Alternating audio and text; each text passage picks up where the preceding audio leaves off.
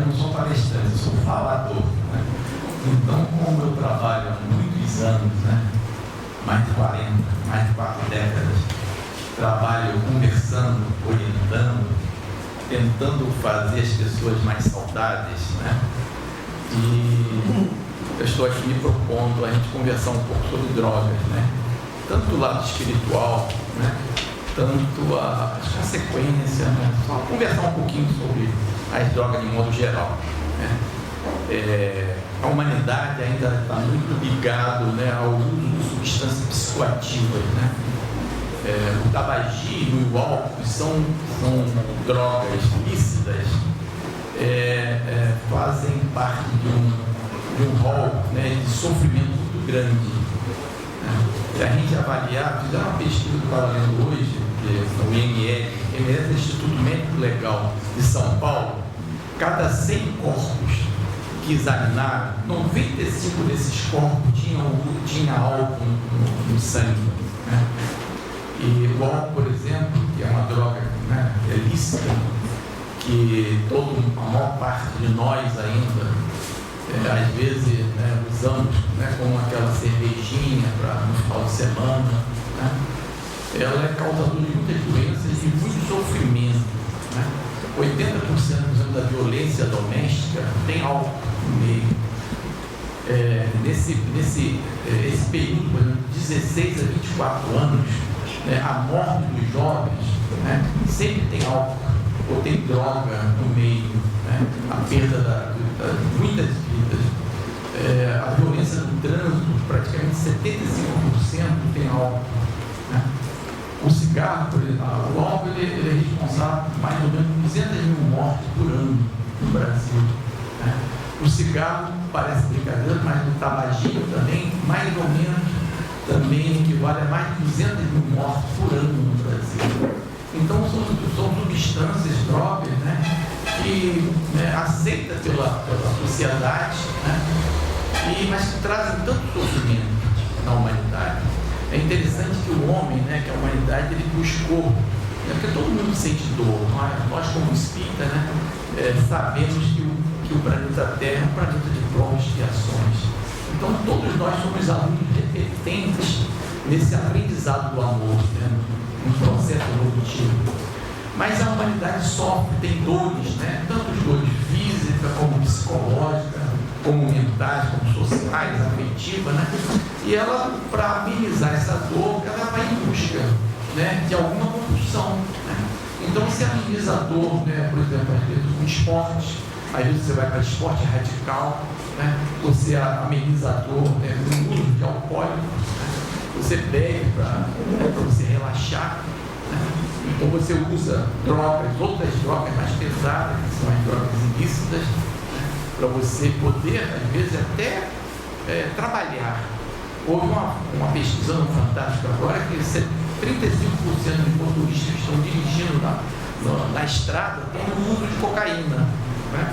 Então, às vezes, leva 3 noites sem dormir, 4, porque a cocaína é uma substância muito excitante, né, eufórica. Quando o álcool é depressor, a cocaína é excitante. Então, a pessoa usa para poder trabalhar, para levar um pão, né, para sua família, né? Aí mata na estrada, morre, né, desses acidentes aí frequentes na estrada. A grande parte tem droga. Então a droga é um grande flagelo na comunidade. Eu, em 40 e poucos anos de medicina, foi a doença mais grave que eu encontrei. Eu trabalho com dependência química há uns 15 anos, né?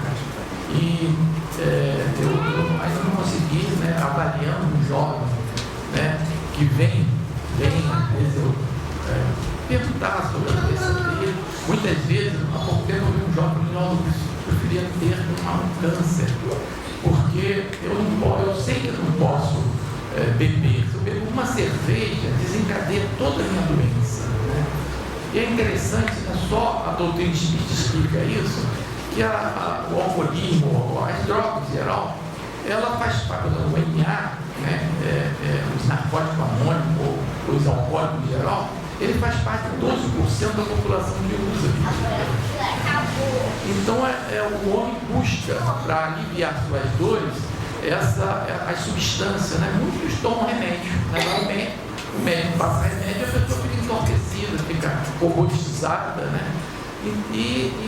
Só que vai gerar dor também, né? Porque você é adoecido pelas substâncias que são substâncias psicoativas, mexe com o seu cérebro, você vai acabar envolvendo uma doença crônica e vai adoecer, né? E vai trazer as consequências do uso longo, às vezes, de substâncias psicoativas. É interessante, né, que a doença aguda, que tem médico aqui presente, que eu vi um estresse, a doença aguda é uma coisa que vem de fora para dentro, né? Você pega uma doença de fora para dentro, o médico resolve bem, a medicina resolve bem. Mas as doenças insidiosas, que entre elas, né, a drogadição, né, entre ela o alcoolismo, por exemplo, é uma doença lenta que vai progredindo, você vai usando, você é muito bem aceito pela sociedade, depois de 40, 50 anos, você começa a realmente sofrer os efeitos dela, né? Às vezes, pessoas mais jovens, precocemente, adoecem pelo uso de alcoólico, né? Essa população que adoece mais jovem fazem parte de um grupo de 12 a 13% das pessoas que usam normalmente. No meu trabalho, eu conheço pessoas que funcionam, são funcionais e usam droga, usam maconha, usam álcool, mas são funcionais, eles ainda não ficaram doentes realmente, né? Porque o doente, ele já coloca a droga como o principal meta da sua vida, ele só quer usar a droga, o prazer que a droga dá, porque o prazer é um processo do cérebro, é uma zona de recompensa que tem no cérebro, que a pessoa usando droga, ela se sente prazerosa, só que depois da droga vem a depressão, aí você fica num círculo vicioso, você tem que usar droga mais para você ter mais prazer, então, e acaba você, né, ficando disfuncional, perdendo tudo, e a droga ela é mais importante para as pessoas que têm doença do que qualquer coisa, né? Há pouco dia eu vi até de uma menina que estava, eu perguntei para o meu namorado se era droga ou eu. Ele preferiu as drogas, lógico, porque se uma mãe, né, se uma mãe perguntar para o filho que usa droga, ou eu ou a droga, ele vai ficar com a droga. A droga é mais importante que o amor filial. Ele prefere ficar com a droga do que com o filho. Então é uma doença muito grave. E a gente fica sujeito a isso, né? Por quê? Porque nós temos uma cultura da droga, né? A gente cria nossos filhos com cerveja dentro da geladeira, né? Aí você vai, o garoto é interessante que se ele tiver um gene da drogadição, porque existe um gene na cabeça da gente, do alcoolismo, então da drogadição, se ele tiver esse gene, ele vai desenvolver. Você pode usar a sua cervejinha a vida toda sem nunca dar problema, é um bom trabalhador, é espírita, é médico, usa a sua cervejinha, não é disfuncional, mas seu filho tem a doença, tem um gene na cabeça. Aí seu filho com 12, 13 anos, ele vai começar a experimentar a sua cervejinha, vai começar a apanhar a cerveja, vai começar a apanhar seus uísques, seu vinho, e vai adoecer precocemente, que é uma doença que mexe com o comportamento, uma doença comportamental, né? E ela se envolve, né? A doença é tão grave que esses jovens, né? Eles, essa semana mesmo mandaram um vídeo para mim, um garoto que eu atendi, né? Eu internei ele, mas ele não quis ficar e acabou morrendo, né? Então a droga leva muito precocemente a jovens morrer. Pouco tempo conversando com um coveiro, ele falou, doutor, antigamente eu enterrava muito velho, agora estou enterrando muito jovem, né? E uma população muito grande desses jovens que são enterrados é vítima da violência da droga. Só que a droga é uma doença, né? É reconhecida pelo Ministério da Saúde porque é uma doença. E a gente tem de ver o garoto que usa droga como um doente, não como um bandido. Não como, olha, eu converso com muitos dependentes químicos, toda semana eu converso, são pessoas maravilhosas. Essa semana, no sábado, agora eu fiz uma palestra que é muito difícil, do NA. Né? O NA é um grupo muito fechado, Narcótico Anônimo. Eles são muito fechados, mas me convidaram porque há muitos anos eu venho ajudando o pessoal do NA. Tinha lá umas 30 jovens, né? E eu estava conversando sobre isso, sobre o amadurecimento, né, do ser, o amadurecimento que se processa quando o garoto entra no NA, né? ele primeiro se autoconhece, ele conhece que tem uma doença, ele começa a saber que ele tem uma doença, né? Porque muitos têm um sentimento de culpa enorme, acha que ele usa porque é safado, porque tem sentimento de culpa, a família adoece, né? Existe uma doença chamada codependência que é envolvido da família, a família toda adoece junto. Estatisticamente, se um garoto usa droga, 8 da família dele adoece pela droga. Por isso que a gente precisa tratar tanto o garoto, o marido, quem for que for, e junto a família. A gente tem um grupo, nós abrimos, né, lá no grupo Pedro, chamado Grupo Catutinha. A minha esposa chamava ela de Catutinha, o nome dela é Catulina, e ela trabalhava com a família de dependente químico. Hoje nós abrimos para atender a família de dependente químico. Mas como é uma doença muito preconceituosa, a pessoa tem vergonha, nega, né? O filho está usando droga todo dia, não, meu filho só usa uma maconhazinha de vez em quando, o garoto está usando de manhã, de tarde, de noite, a pessoa nega, porque o sofrimento faz você, né?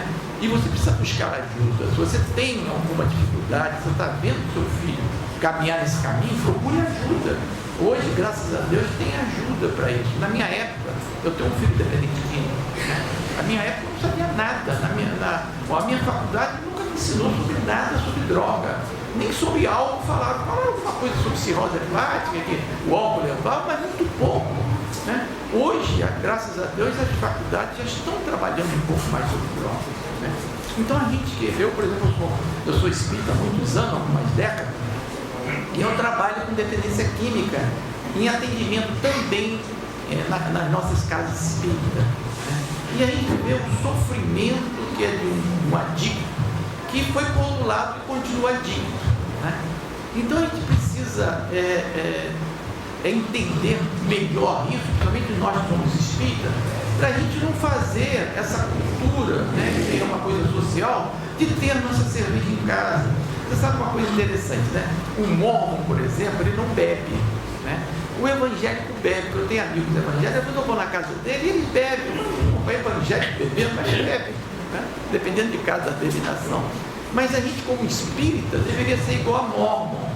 Porque hoje, como eu vou passar um conhecimento para vocês, que vocês já devem saber, muitos de vocês sabem, mas é um conhecimento fundamental para a gente poder cuidar mais de nós, cuidar mais da nossa família, cuidar mais dos nossos Deus, dos nossos queridos. Porque a melhor educação é o exemplo, né? Eu, por exemplo, lá em casa, quando eu casei, minha mulher, eu ganhava muito uísque, uns 50 anos atrás, né? E 40 e poucos anos atrás. E eu ganhava muito uísque. O cara trazia para mim nos Estados Unidos, fazia com o maior carinho, mas minha mulher falou: não, daqui em casa não entra bebida. E ela abria o uísque e jogava na cozinha. Eu levava até já de maldade, levava só para ter o prazer de ela abrir e despejava na cozinha. Então lá em casa nós não convivemos com bebida. E meu filho fez uma sede danada, porque é uma doença espiritual. A medicina fala que tem genética, que é hereditária. Ninguém usa droga na minha família, né? Eu tenho filho que usa, eu sei o propósito, né? Porque hoje, por causa dele, hoje tem uma clínica, né, chamada Chaluto lá, está lá com 12 garotos internados, e nós fazemos um trabalho muito bom para esses garotos, apesar da pouca ajuda da sociedade, praticamente não ajuda, mas nós estamos lá trabalhando, ajudando esses garotos a serem salvos, vamos dizer assim, porque é uma doença que mata às vezes precocemente, pela violência que se envolve em todas as pessoas que usam droga. Mas as piores drogas são lícitas. Por isso que nós, como espíritas, não podemos dar exemplo. A gente tem que se abster-se do uso de alcoólico. A gente não pode ter cervejinha em casa. Você não sabe quem é seu neto. Você não sabe quem é seu filho. Se seu neto, que você tem muito amor, né, tiver esse gene da dependência química, ele vai usar para olhar o avô que bebe lá uma cervejinha e vai desencadear a doença nele. E precocemente ele vai se envolver com essa doença e vai haver um sofrimento muito grande para todo mundo. Eu espero que um dia o espírita for reconhecido como não beber. Não, ele é espírita, então ele não bebe, né? A gente poderia começar essa proposta de como espírita, porque está lá escrito, Kardec falou, reconhece o verdadeiro espírita pela sua transformação moral e pelo esforço que faz para domar suas más inclinações. E as drogas, elas são anestésicas para a nossa vida, né? Todo mundo sabe, não, eu trabalho a semana toda, sábado eu quero relaxar, vou beber minha cervejinha, ficar na praia e vou usar, né, uma carninha, qualquer coisa, talvez um tabaco. Só que você está atraindo para perto de você companhias espirituais, que às vezes estão doentes. Por exemplo, vou dar um caso para você. Muitas vezes eu vi uma pessoa que ela usa sua cervejinha, não faz mal a ninguém, uma mulher, né, há pouco tempo eu vi isso. E ela me procurou, né, com tosse, quase com tuberculose. O quadro dela estava muito semelhante à tuberculose, eu pensei que foi tuberculose, radiografei e tudo. Eu falei, doutor, eu só bebo uma cervejinha, um pouco, né? E fumo um pouquinho também, não é só quando eu bebo eu fumo. Só que essa menina, como eu senti uma presença espiritual dela, eu levei ela para o grupo mediúnico, anteriormente, que eu tenho uma reunião de 1 hora com essas pessoas às vezes, e depois tem uma reunião mediúnica, né? Essa pessoa toma um passe, ela vai para casa, e eu fico com as companhias espirituais dela. Essa menina estava com um rapaz que morreu de tuberculose. Então, estava acompanhando ela, o cara era bonita, ela usava a cerveja, que ele gostava muito, e usava o cigarro, que gostava muito. Só que ele morreu de tuberculose. Estava passando para ela todo o sintoma da qual ele era doente. E ela era uma pessoa que bebia sua cervejinha. Né? Então, nós precisamos ter esse conhecimento para a gente saber com quem a gente anda. Por isso que Jesus falou, vigiai e orai. Vigiar é vigiar o que a gente pensa, né? O primeiro pensamento sempre é nosso, depois vem sempre a companhia espiritual, que não volta em volta de nós, são espíritos, não existe morte. Se a pessoa sair daqui alcoólatra, ele vai para o outro lado e continua alcoólatra, ele vai procurar um bar para beber, e para beber ele vai ter que ficar colado com alguém. No livro Sexo e Destino, de André Luiz, tem um caso de Cláudio, que vale a pena todo mundo ler, né? O Cláudio era um rapaz da sociedade, trabalhava, né? Só que ele tinha dois espíritos que estavam no pé dele, não gostavam dele. Ele ia para casa, né? Estava escrito no livro, para Sexo e Destino, e ele sentava depois da janta, e o espírito chegava no ouvido dele, vamos beber, vamos tomar um whiskyzinho, vamos beber. Aí ele começava se envolvido pelaquela sintonia, ele já tinha a matriz, porque ele gostava de beber, já tinha seu whiskyzinho lá, né, na sua casa. Então o espírito estimulava, ele ia lá, pegava um copinho, botava o uísque. Quando ele bebia, o espírito acoprava nele. Quase você não sabia quem era Cláudio, quem era o espírito, porque o espírito se envolvia nele para aspirar toda a essência do álcool. E é muito interessante isso. Há uns 40 anos atrás, sei lá quando foi, um amigo meu, que é médico, me pediu para eu ir na Umbanda com ele. Eu já era espírita, naquela época não era. Ainda minha família toda espírita, mas eu não seguia o espiritismo assim. Mas eu fui na Umbanda com ele. E uma cliente minha, que é uma senhora, né, muito simpática, não usava nada, né? Chegou toda de branco, né? E daqui a pouco ela me beijou, estava limpinha, falei com ela, você trabalha aqui, lá, sou médico da casa. Daqui a pouco ela volta com uma garrafa de cachaça, um charuto, né?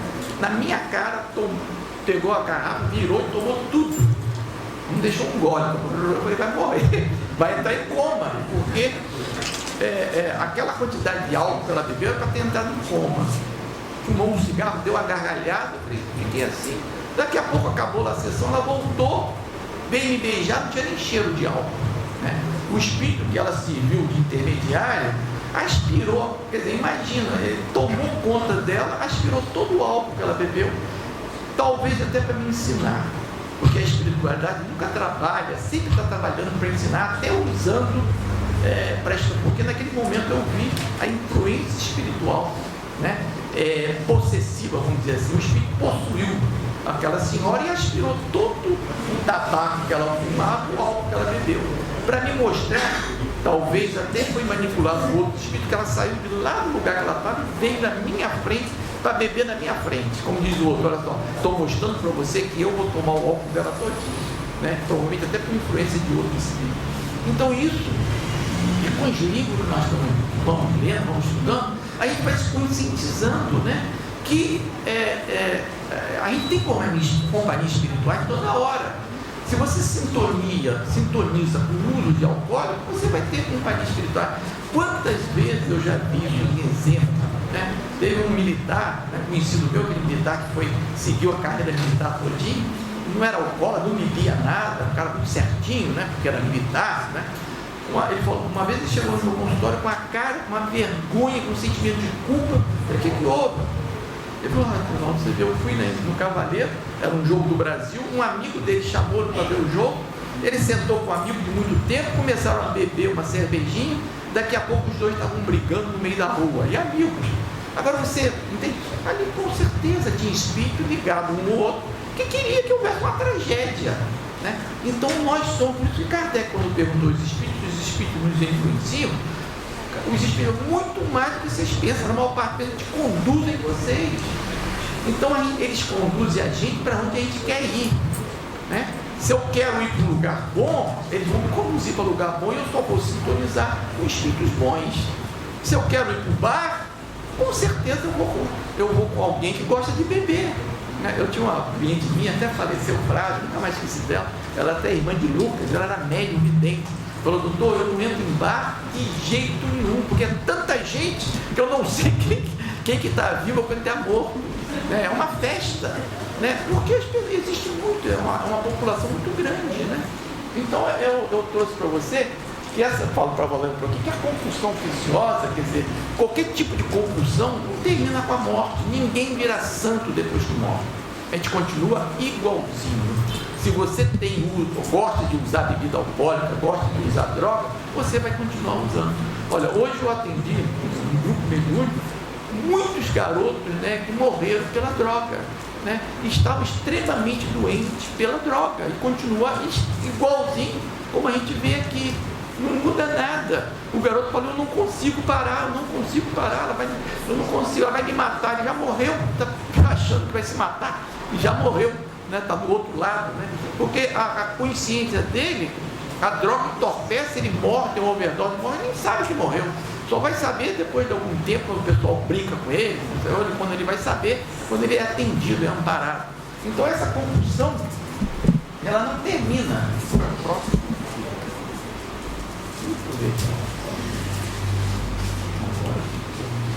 De maneira geral, isso é só eu já falei, quer dizer, o ser humano ele procura mergulhar em alguma substância para que ele saia da dor, né? As pessoas, por exemplo, ficam deprimidas pela dor física, dor psíquica, dor moral, né? E vão para substâncias, muito bom para o médico, aí tomar remédio para beça.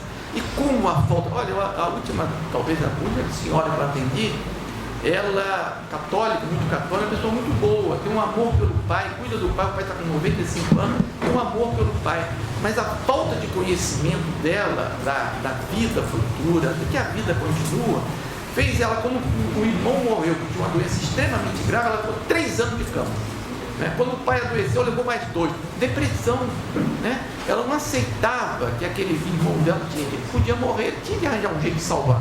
O garoto tinha hidrocefalia, tinha uma doença muito grave, ela olhava só o lado material, queria ficar com o corpo, mas não queria libertar o garoto, que provavelmente deve estar muito melhor do que nós, né? Porque cumpriu a etapa dele, saiu da sua... Então a gente vê isso, então vai buscar refúgio nas substâncias entorpecentes. Muitos de nós ficamos, não, tomo moleque soltando de manhã e à noite dá para viver a vida. Você está usando substância que mexe, não é que, lógico, com indicação médica é importante, mas a gente tem que aprender a se livrar dessas substâncias, que são substâncias que mexem com o sistema nervoso central. Por isso tem que ter orientação médica, não é pelo vizinho que vai dar, você tem que buscar orientação. O que eu botei? Isso aqui tem que dar 2. Para lá. Um espírito que teve contato com substâncias químicas em existência anterior, por exemplo, apresenta uma probabilidade maior de desenvolver a doença na reencarnação subsequente. Então, se vem um neto meu, se ele vier lá em casa, eu tenho neto, né? Se ele tem esse gene da dependência química, mas se eu sou avô dele, eu vou trabalhar ele sempre. Eu tenho um netinho lá que dormiu comigo essa noite, eu converso muito com ele. Eu vou conversar com ele, ele vai sempre comigo, ele vai na casa espírita, ele toma paz. Por isso que a gente tem de evangelizar nossos netos, nossos filhos, tem de mostrar sobre as drogas, mostrar sobre o álcool, para você não, de repente, desenvolver uma doença que está latente nele. E se ele tiver esse gene, né, se ele aprender desde cedo que álcool, que a cerveja é muito, né, pode levar à doença, que o cigarro, ele começar a trabalhar desde cedo e a gente vigiar de perto, ele tem uma grande chance de levar a vida toda sem usar, né? Então não vai desenvolver a doença que ele trouxe, ele já vai evoluir mais rapidamente e não precisa passar pela dor, né? A dor é necessária, tudo tem uma razão. Então esses espíritos que já no passado, em vidas passadas, já abusaram de substâncias psicoativas, eles vão voltar já com aquela, vamos dizer, aquela tendência. Se abre uma oportunidade, ele vai desenvolver a doença. A gente vê lá no Shalom só tem jovem, né? Eu estou lá com 12 garotos, tem alcoólatra mais velho, mas a maior parte é jovem, de 25, 26, 30 anos, né? Que tem a compulsão pela droga. E uma coisa muito interessante, que para você sair dessa compulsão, você tem que levar pelo menos 4 anos sem usar nenhuma substância. Você imagina um garoto ficar 4 anos sem poder beber um gole de cerveja, mas não tem outro jeito. E esse período de 4 anos é o período que mais sofre influência espiritual.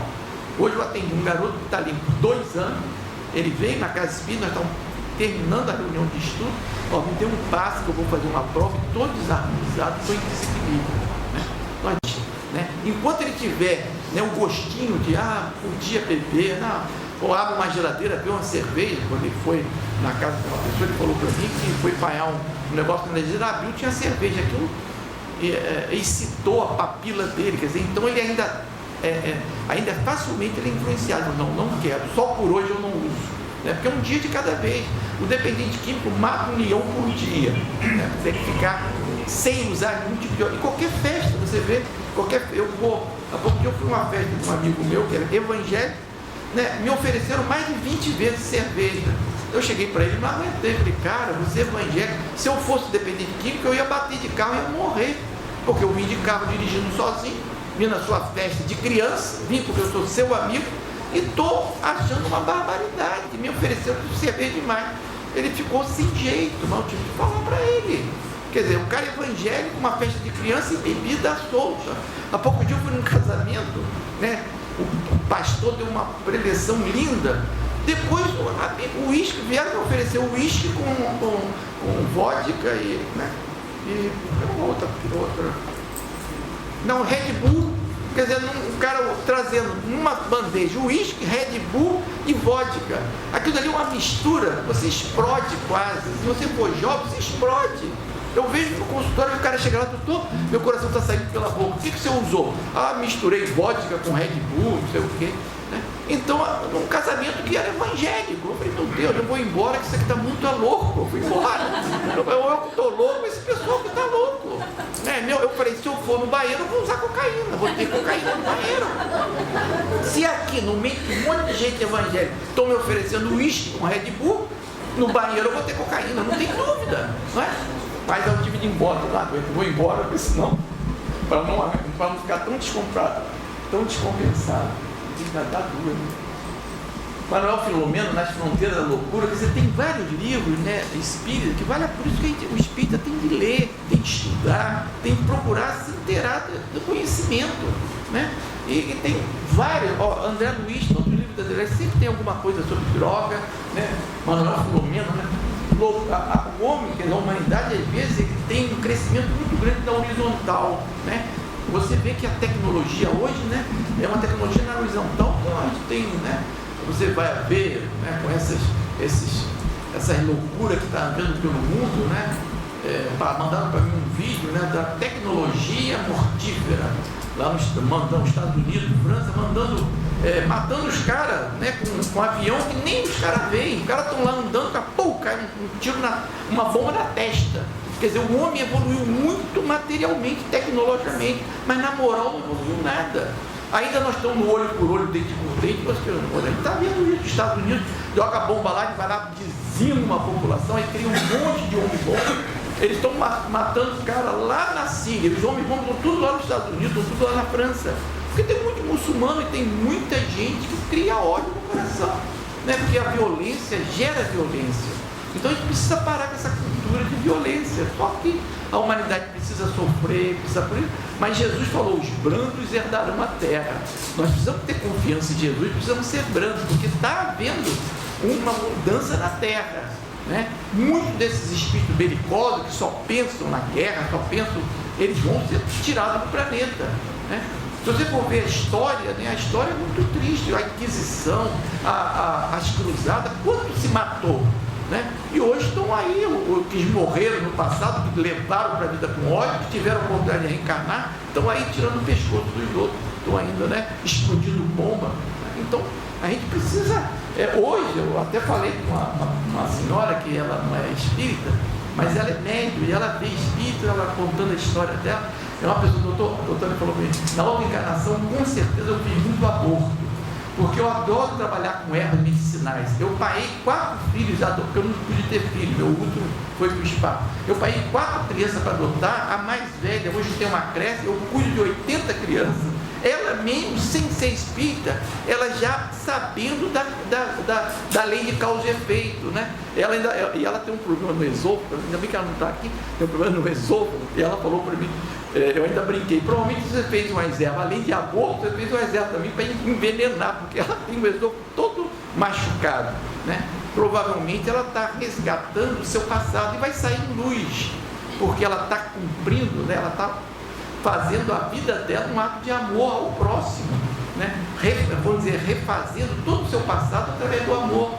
Vai sair daqui em luz. Eu ainda brinquei com ela, eu espero ver você um dia, a sua luz do outro lado, que deve ser uma luz muito linda, porque ela está fazendo o que Jesus mandou, né? Tá refazendo o seu passado através do amor. Isso é muito lindo a história dela. Então, logrou expressivas vitórias sem alcançar a paz íntima, padecendo os efeitos de tentando tecnológico sem os correspondentes valores de suporte moral. Cresceu na horizontal da inteligência, sem desenvolver a vertical do sentimento elevado.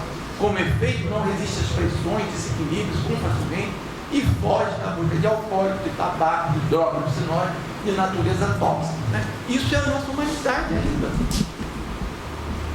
Aí você vê isso. É sabido que o plano espiritual exerce influência direta sobre o plano material e vice-versa. Nossos pensamentos funcionam como transmissores e receptores de vibrações. Basta o pensamento fixo para atrair para junto de nós espírito comum das mesmas ideias. Isso não é só, olha só, muitos de nós temos pensamento fixo que não, por exemplo, você tem, vamos dizer, você é negativo, né? Você olha o mundo sempre pelo olhar negativo, olha como é que todo dia você olha como é que esse mundo está, um matando o outro, só reclamando, né? Você atrai para perto de você espíritos que reclamam, né? Que ficam naquela lenga-lenga de sempre achar algum culpado, sempre reclamar. Nós precisamos vigiar nosso pensamento para ver o que nós estamos pensando, a quem eu estou atraindo com o meu pensamento, né? Hoje eu falei muito com uma menina, né, que ela tem uma sensibilidade mediúnica, mas a cabecinha dela é meio variada, e eu venho conversando com ela para comprar um livrinho, eu te dou um livrinho, compra lá, pode botar que eu vou lá, leia o livro todo dia. Ela vem com pensamento negativo, pensamento de suicídio, e eu falei, o que você faz? Eu tenho preguiça, às vezes eu oro, às vezes eu não oro. Quer dizer, ela está se deixando levar o pensamento de suicídio, pensamento de baixa valia, né? Pensamento que ela não vale nada, que ela estava. Eu falei, troca tudo isso. Aí, nesse dia que ela estava assim, bem para baixo, coitadinha, apareceu no grupo mediúnico uma mulher totalmente desequilibrada, igualzinho a ela. Eu falei, estava com ela, né? Veio, ela tomou um passe e o espírito ficou lá, porque ela não vigia o pensamento, né? Nós precisamos vigiar e orar. Eu oro direto, mas não fico orando de boca, não. Eu oro pelo pensamento. Eu saio da minha casa me propondo a cumprir meu dever. Isso é oração. Me propondo a atender o outro com muito carinho, como eu gostaria que fosse atendido. Isso é oração, né? Ter um pensamento positivo, eu oro para que eu dirija bem, que eu não... Isso é oração, né? Oração não é ficar com a mão para cima, procurar Lógico que tem essas orações especiais que a gente faz no recanto do nosso lar, né? Quando você está sozinho. Mas a gente tem que viver a vida orando. Orando é quase arar, você trabalhar, é fazer o bem, né? Você tem uma proposta de ser útil. Porque se você não for útil, você vai ser descartado daqui, ficar sempre esperando.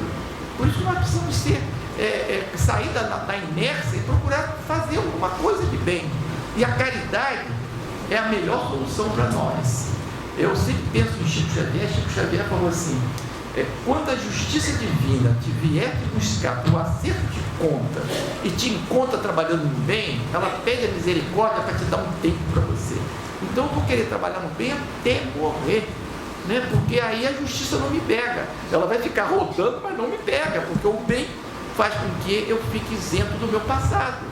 Porque com certeza, né? Eu vi médico, eu vi numa família espírita, eu vi numa família muito amada, com muitos irmãos, né? E trabalho conversando com o espírito, e a faço atendimento. Então é porque eu me envolvi muito com o erro do passado, e eu quero refazer através do amor, de ajuda ao próximo. Isso eu aprendi. O bem cobre uma multidão de pecados. Não cobre todos, mas cobre uma multidão. Se cobre uma multidão, eu vou atrás dele. Então vale a pena qualquer tipo de bem. Tipo de bem, às vezes, até um sorriso que você dá. Quando uma pessoa está triste, você dá um sorriso, dá um abraço, já é um bem maravilhoso que você pode fazer. Então todos nós podemos fazer um bem. Eu lembro de um garoto, né, que tinha uma doença muito grave, ele era pequenininho assim, Gugu, chamava de Gugu. Ele morava no asilo e você chegava perto dele, ele só sorria, né? Tinha um sorriso, uma boca só, a boca era maior que tudo, maior que o corpo dele, só que aquele bocão, né? Ele sorria, né? Com toda aquela fragilidade, daquele corpo pequenininho, atrofiado, ele sorria. Ele estava fazendo bem a muita gente que tinha um corpo perfeito, chegava para vê-lo, vou cuidar, vou ajudar ele dava um sorriso, a pessoa ficava desarmada, ele está melhor do que eu, porque eu estou aqui triste, ele está sorrindo, né? Uma vez eu tentei pesquisar a vida dele, o Espírito falou, a história dele é muito linda, um dia ele vai vir aqui contar para vocês, até hoje eu estou esperando, ele não apareceu, mas um dia ele aparece.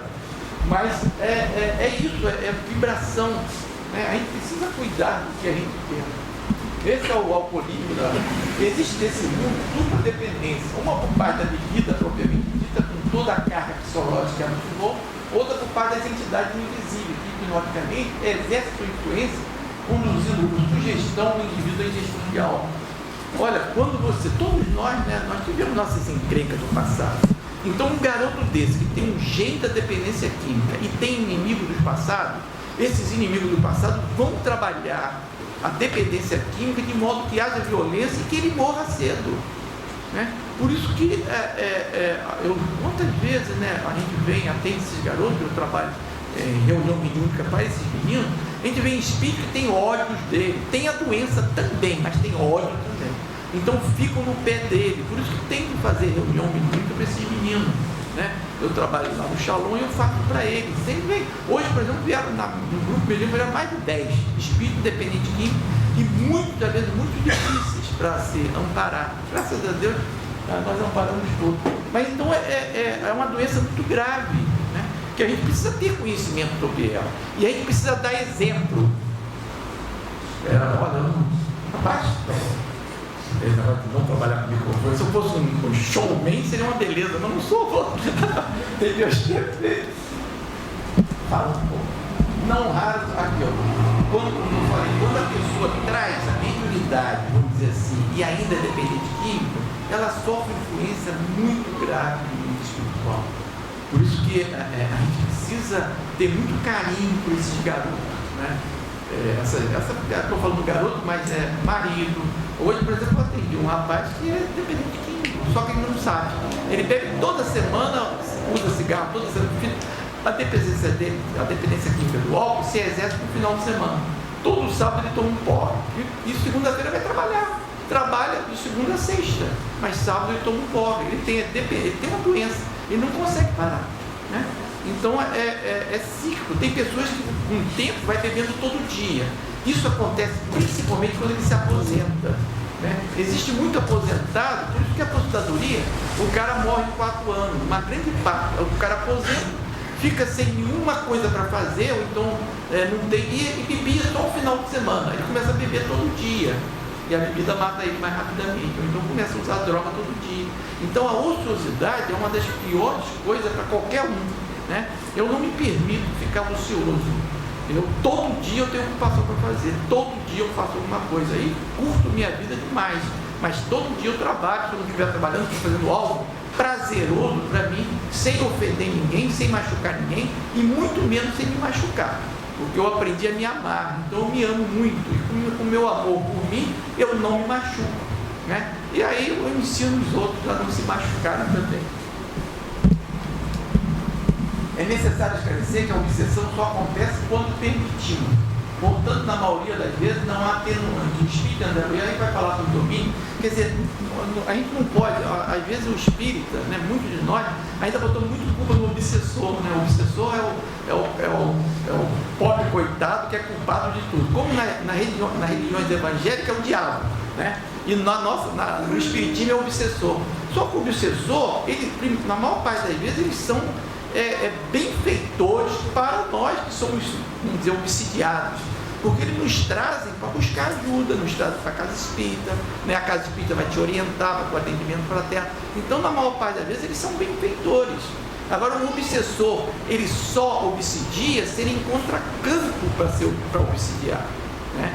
Se ele não encontra campo, ele não consegue obsidiar ninguém, porque ele só consegue a obsessão pela sintonia, pelo pensamento. Lógico que tem alguns casos diferentes, mas na maior parte das vezes, você obsidia outro pelo pensamento. Tanto, né, encarnado para encarnado, como desencarnado para desencarnado, para desencarnado para encarnado, encarnado para desencarnado. Existe obsessão onde tiver duas mentes, uma atuando sobre o outro. Pode estar do outro lado, pode estar desse lado, não importa. Por isso que a gente precisa ter esse conhecimento para a gente não se levar num processo obsessivo. E todos nós, né, ou já fomos, ou estamos, ou seremos, né? Vamos trabalhar para que a gente não, se a gente tiver influenciado, se a gente tiver, né, sofrendo influência dos espíritos, vamos mudar nosso pensamento para que a gente não sofra mais. Vamos pensar em otimismo, positivo, e vamos trabalhar, tirar o espírito obsessor. Não gosta de quem trabalha, porque o trabalho incomoda ele quer obsidiar. A pessoa está trabalhando, você está trabalhando, você está fixo no seu trabalho, você não abre campo para ele. Então o obsessor não gosta de quem trabalha, ele gosta da ociosidade, daquela pessoa que está deprimida, está triste. Isso é um prato feito para ele. Por isso que sempre tem que dar, sempre, vamos dizer assim, a obsessão sempre é um lado, dos dois lados, né? A compulsão viciosa não termina com o fechado de olhos, como eu falei, né? O espírito permanece sob a ação das substâncias nocivas impregnadas ao seu perispírito. O desespero e o sofrimento se fazem presentes. Nós temos o nosso corpo espiritual, ele é muito perfeito, mas ele sofre a influência das substâncias psicoativas. Sofre influência de qualquer lesão que você tenha no corpo físico. Você leva um tiro, né? Se você levou um tiro pelas suas próprias mãos, você lesa esse corpo espiritual e você vai para o mundo espiritual adoecido, né? Vai plasmar no futuro um novo corpo, provavelmente com lesões cerebrais, e vai ter de voltar para a Terra para você tratar essa situação. Se você usa, por exemplo, tabaco, né, de uma quantidade muito grande, você lesa esse perispírito, vai para o mundo espiritual com esse corpo espiritual ligado aos pulmões adoecido. Aí você vai plasmar um corpo adoecido, vai voltar para a Terra com bronquite, com asma, como a gente vê, né? Hoje eu vi, né? Você vê a criança desde pequeno com asma, com bronquite, com alergia. Esse não pode fumar nunca, porque se fumar vai passar mal aberto. E eu já vi algumas vezes a pessoa com bronquite fumando, porque a compulsão é tão forte que ele prefere sofrer, passar mal da falta de ar, mas não quer largar o vício, não quer largar o modo do seu sofrimento, né? É opção, né? Aí vai sofrer mais ainda, vai adoecer mais ainda, e quando voltar, vai vir com um corpo talvez mais problemático, para que ele não possa, para que ele não volte a usar substâncias que influenciam ele. Por vezes é necessário internamento compulsório. Por exemplo, na casa espírita onde eu trabalho, no Grupo Pedro, existe uma clínica de dependência química, né? Nós construímos ela, estou falando de nós, porque antigamente eu atendia muito alcoólico, mas algumas décadas para cá, de 70 para cá, 70, 80, começou a ouvir muitos dependentes de uso de drogas pesadas, né? Então, há uma clínica de dependência química em cima da nossa casa, né?